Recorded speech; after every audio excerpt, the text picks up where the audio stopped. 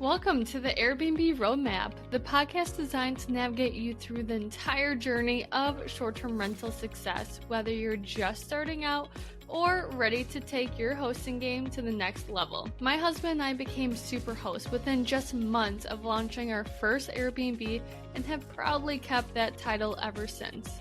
With over 300 reviews and an overall 4.95 star ratings, we've picked up a hack or two I'm excited to share with you. In each episode, I break down the strategies, insights, and industry secrets that set profitable short-term rentals apart. From choosing the right property, understanding local regulations, and obtaining your first listing to go beyond just the basics, I'm here to share everything you need to succeed. So, if you're ready to map out your path to Airbnb success and unlock the full potential of short-term rentals, join me on the Airbnb Roadmap. Your journey starts here.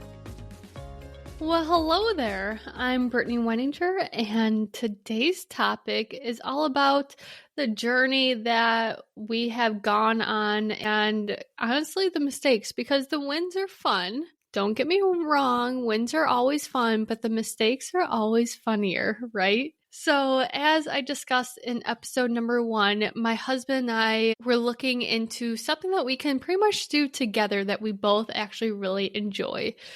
He first pitched me on long-term investments, and I just didn't find that sexy whatsoever. So I ran into Airbnb short-term rentals and started kind of digging into it. And I was like, you know what? I think that this is something that he would really enjoy. He's a numbers guy and analytics, and I love chit-chatting, hence starting this podcast, and also the design aspect of it too. I also have a previous experience in the hospitality industry. So like having guests check in, check out, getting to know why they're staying at our property, like that is totally our jam. Now, the very first property, I'm already laughing because it's just something that I know already that we shouldn't be doing, right?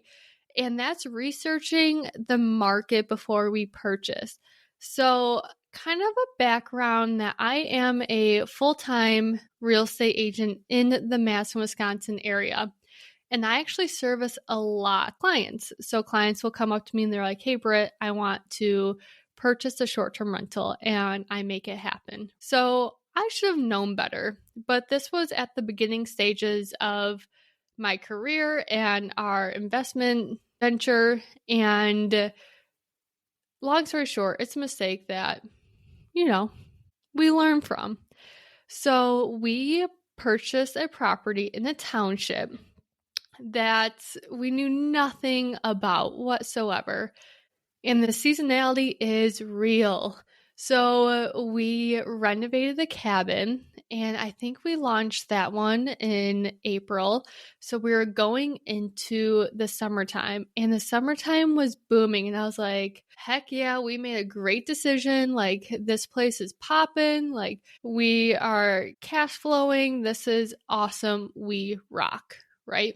Well, then winter came around, and long story short, everything's closed in the wintertime. There's like hardly any restaurants that are open. There's some bars because it's Wisconsin, and we have more bars than grocery stores, but like the town really just like shuts down. And this cabin is on a river. So I was like, you know what? Like, people can ice fish and whatnot. And I guess ice fishing on this river is not the best. Like, it does have really good fishing, but like ice fishing, not really. So I'm like, oh gosh, like what? Like, we need to get people into this property in the wintertime. Well, thankfully, there is a snowmobile trail nearby, and people do stay at our property to go, do the whole snowmobile type of thing. So that's good. And then there's also no hotel pretty much in this township. So we do have quite a bit of people that need to visit family members over the holidays and all that good jazz. So we went through winter and we're like, whew, that was kind of rough. Like, our goal was literally just to break even. Summer comes around, and like our second summer, and the first summer, we knew about, but then the second summer I was like, God, like, why is this place like always booked? Like, what is the biggest draw for this township? And I guess it's so funny. I'm just keep on laughing at myself because this is so like the lack of research we did is just outrageous. But this township has the biggest flea market. And again, like with the whole research part, I should know if it's like the biggest flea market in the US or if it's in the state. I'm pretty sure it's probably the state, but like the whole township just like switches into a flea market ordeal. Like everyone partakes. There's so many antiques in this township, and it's just kind of like it's just wild to me that we had no idea about any of this stuff. We bought a property, invested a lot of money into this property, and well, we knew nothing. So I wouldn't count really this as a mistake because my husband actually proposed to me, because it's one of those places that like we did this together, and we like conquered all the renovations. And if you are married or have a significant other, like how hard it is to do a renovation together, because learning how each other work, like my husband's one of those people, he has to measure the whole wall to find the exact center to hang a photo. I wing it. I'm like, that looks like the center, and I just pop a nail in and put the picture up. Yeah, he's not like that. So it was just such a magical thing when he proposed to me at that rental, because we conquered it together and all that good jazz. So overall, it wasn't a mistake. It was just a lesson learned to do your own research before you purchase a property in a township. Now, the other lesson learned that we have gone through is this does not involve a property, but it involves renovations. So know where the local hardware store is and know how long it takes you to get to that store, because when you're doing renovations, I will guarantee you that you are going to miss something, or the pipe fitting might not fit and you have to get a resize. So having a local hardware store nearby is so important. Now, another tip is that when you are doing renovations, literally just overbuy everything. If you're like, oh, I need an 1.5 inch size, get that size, get the next size up, get the next size down, like just overbuy, because you can always return, and time is money. So you don't want to like spend another 20 minutes, 30 minutes driving to the hardware store, returning the one that didn't work, getting the new one. So that's just kind of a little helpful tip. Are you knee deep in renovations for your Airbnb and need a boost to keep you going? Look no further. Aloha has you covered with a clean, delicious protein bar that fuels your day without weighing you down. My husband and I are huge fans. Aloha protein bars are our daily go-to, especially when we're busy with projects. Unlike those protein bars that are literally just like candy bars that leave you feeling sluggish, Aloha plant-based protein bars are made from simple organic ingredients you can trust. Each bar tastes incredible and keeps us energized and ready to tackle whatever the day throws at us, renovations included. And guess what? You can get 20% off your first purchase with the code the Airbnb Roadmap. That's 20% off feeling great and eating clean with Aloha protein bars. Head over to aloha.com and use the code the Airbnb Roadmap today. These links are also in the show notes, so make sure to click on that and get your protein bars. Now, I know I mentioned mice in my previous episode, and I promise you I will get there because that story is just so outrageous. But I do want to mention like a legit mistake. So my husband and I got a DSCR loan. Well, we attempted to get a DSCR loan. And the company that we went through promised us 20% down. And we're like, all right, cool. Like we got that. We can do it. We got under contract. And 2 days after, this lender called us and was like, hey, sorry, instead of 20% down, we need to do 25%. And my husband and I, like, we were already kind of like scraping for that money already. And we're like, oh my God, like we can't, that's going to be rough, but we'll still make it work, but that's going to be rough. So I then looked up other lenders to see if anyone else can do that 20% down, because we honestly, we did not want to actually do 25% because that was kind of like our whole bank account, to be honest. So that was not cool.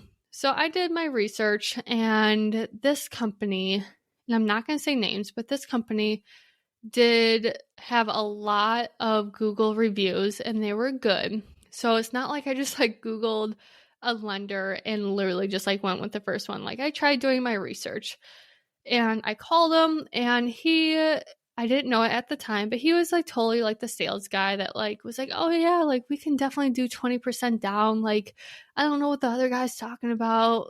Join us and we got you. So I was oh my God, perfect. You are amazing. And we went through the whole transaction, and a week before the closing, I was God, I know we have to get home insurance. He didn't even ask us for this. What the heck? And this has to happen. This has to happen. All this stuff. And it was just a complete crapshoot. And at first he was oh, we can't actually do 20% down. We need to do 25. And Clay and I were okay, we'll do it. Not happy, but fine. And then the 25 turned into 30% down. And I'm no, I am throwing in the towel. I cannot do this. We literally will go bankrupt if we do this transaction. So it was a total mistake going with a lender that, one, is not from Wisconsin. And this guy was a California lender, and he didn't really know that much, but he definitely knew how to make you feel comfortable signing up with them. And then you sign up with them and it's a total crapshoot. Now, did I know that at the time? Obviously not. I wouldn't have gone with them. But the mistake that we did that I learned from is to go with a local lender. I know that there's a lot of big corporations out there that do have good terms, but when it comes to purchasing, that lender should really know the area. And in future episodes, we will go through lending. I will actually have some lenders that will talk about, the type of loan programs that you can do and all that good jazz. So I will have experts in this field talk about, how you can make that happen for your properties. So don't think that my mistake will be your mistake. I can guarantee you, if you listen to those episodes, you won't make the same mistake I do. So learn from me. And now for the third oopsie. And this one involves mice. So my husband and I, we already had a hard time getting this property. And at the closing table, the seller, so sadly, the person that lived in the cabin passed away. So the seller was actually the daughter. And she had a riding lawnmower, and a rock hit one of the sliding glass doors. Well, we did not know about this whatsoever. So this was all news to Clay and I at the closing table. And the glass door shattered. Well, unfortunately, guess what time of year it was? And this is a place in the country. Yes, mice season. Yeah, it was mice season. And she said that she put plastic up to, make sure birds don't get in and all that good jazz. Well, clearly she did not think about mice. And we closed on the property, and when she told us this story, she didn't mention mice. She acted like they got the new door installed right away. And shoot, we got a new glass door. I was happy about that. She didn't mention anything about mice because she probably just didn't even know about it. But we closed on the property, and the very first room that we were renovating was the primary bedroom. So we had the bed in the living room. And this cabin's a huge A-frame, really tall windows. It's a gorgeous place. So honestly, sleeping in the living room was actually pretty cool. I woke up one morning, and this is I would say day 5 or 6. And my husband always has earplugs. He's a safety guy. He always wears his safety goggles. He wears his earplugs. And honestly, he does that for a good reason, because he always gets hurt. For example, we were cutting up wood, and there, I just laugh because this is so Clay. A piece of wood that he was cutting up fell on another piece of wood that was kind of like a slingshot to his face. And of course, he was wearing safety goggles or glasses.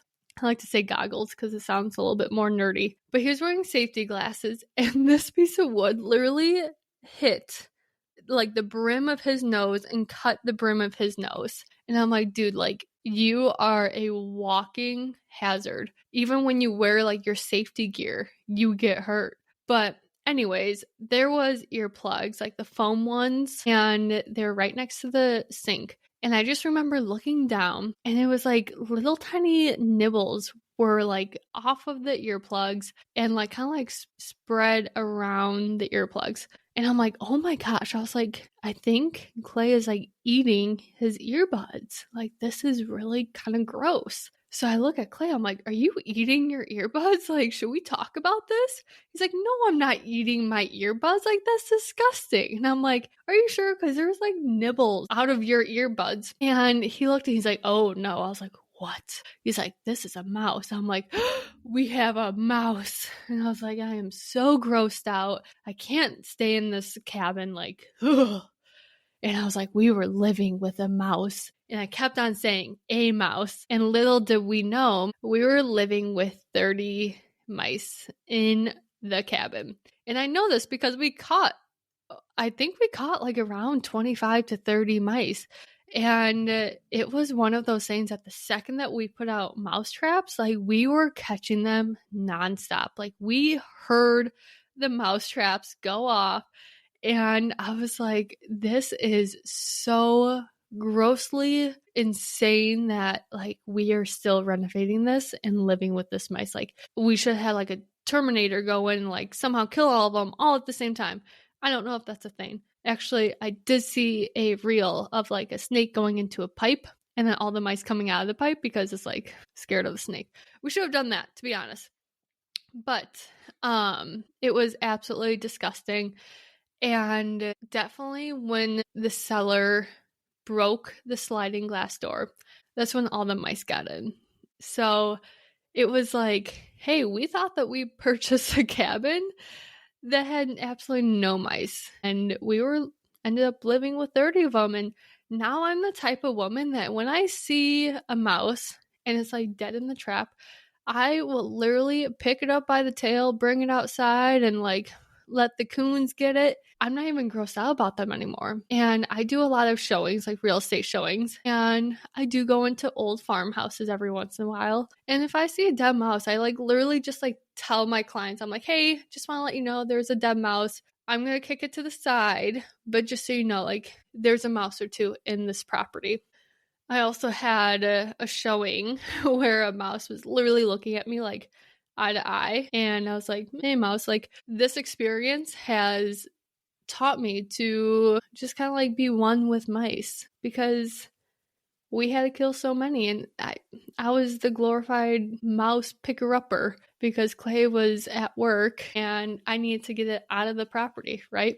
So that was so gross. When you look for your short-term rental, my advice to you is if you don't know what mouse poop looks like, look it up and look at corners, especially in rooms that have like a furnace, because I love furnaces because it's warm. Just look for mice poop. And it could be old mice poop, but also could be new poop. And if there is poop, I wouldn't say don't buy the property because you can always get rid of them. You should get rid of them sooner than later, obviously, because, well, they like to get after it and make babies, and they do it fast. So I would definitely get after it and call a pest company and have them terminated. But I wouldn't like say don't buy the property because there's a mouse or two. Like keep the progress going and yeah, still buy the property. Mice aren't that bad. They're just gross, right? So that is the big mouse story. These are the top lessons that I've learned, or I guess that Clay and I have learned throughout our venture. And I would say they're not that bad. Like there could have been a lot worse. But every single thing that we kind of do an oopsie on, we learned it real fast and we will not be doing them again. So hopefully you can take these stories, remember them, and know that you're not going to be doing the same thing because you just use my experience to help you gain knowledge of what not to do. And if you do have a couple crazy stories of your own, I would love to hear them. Again, my Instagram, I have 2 of them. One of them is the podcast Instagram, and that is the Airbnb Roadmap.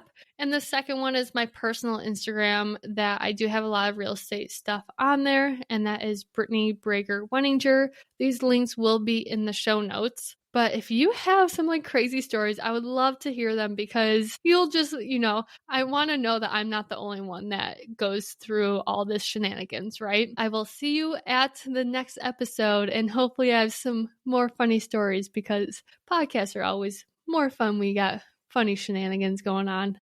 Thanks for joining me on another episode of the Airbnb Roadmap. If you're loving these episodes and want to keep the conversation going, be sure to subscribe, leave a review, and share this podcast with someone who's ready to dive into the world of short-term rentals. Got a question or topic you would love to hear about? Reach out.